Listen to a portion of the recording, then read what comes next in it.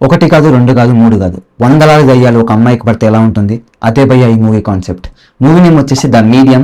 Hotstar లో హిందీలో available ఉంది. మెయిన్ గా ఈ మూవీ కాన్సెప్ట్ వచ్చేసి ఒక ఫ్యామిలీలో ఒక ఆడామ ఉంటుంది. తనకి కొన్ని పవర్స్ ఉంటాయి. లైక్ దేవునితో మాట్లాడడం గానీ, ఎవరికైనా దయ్యాలు పట్టింటే విడిపించడం గానీ ఇలాంటివి చేస్తుంటది. సమ్ కైండ్ ఆఫ్ ఒక మంత్రగత్తి అనుకోండి. వాళ్ళ ఫ్యామిలీలో వాళ్ళ సిస్టర్ వాళ్ళ కూతురికి ఒక రోజు దయ్యాలు పడతాయి. వాళ్ళు రియలైజ్ ఏమవుతారంటే ఒకటి కాదు, రెండు కాదు, కొన్ని వందలాది దయ్యాలు ఆ అమ్మాయికి పట్టింటాయని అర్థమవుతుంది. ఇప్పుడు ఆ అమ్మాయికి ఆ దయ్యాలన్నీ విడిపించే ప్రాసెస్ ఈ ఎంటైర్ సినిమా అండి. నాకు మెయిన్ గా ఈ సినిమాలో నచ్చిన పాయింట్ వచ్చేసి ఏంటంటే, వాళ్ళు ఆ దయ్యాలను విడిపించే ముందు ఒక 7 days ఆ అమ్మాయిని వాళ్ళ ఇంట్లో పెట్టేసి ఇంట్లో అంతా కెమెరాస్ పెట్టేస్తారు. ఇప్పుడు ఆ కెమెరాస్ లో వాళ్ళు 7 days ఫుటేజ్ ని చూపిస్తారు. తను నైట్ టైమ్స్ ఎలా బిహేవ్ చేస్తుంది అని. ఆ 7 days క్లిప్స్ అంటే చాలా హైలైట్ ఉంటాయి. ఆ కొన్ని సీన్స్ చూస్తే ఖచ్చితంగా భయపడిపోతారు. అలా ఉంటాయి కొన్ని సీన్స్. చాలా అంటే చాలా బాగా నచ్చింది. ఆ 7 days వాళ్ళు చూపించే విధానం కానీ, ఆ కాన్సెప్ట్ కానీ. మెయిన్ గా అమ్మాయి అయితే పిచ్చి యాక్ట్ చేసేసి ఉంటది. ఒక్కరు నైట్ టైమ్స్ చూస్తే ఖచ్చితంగా నైట్ నిద్రపోదు.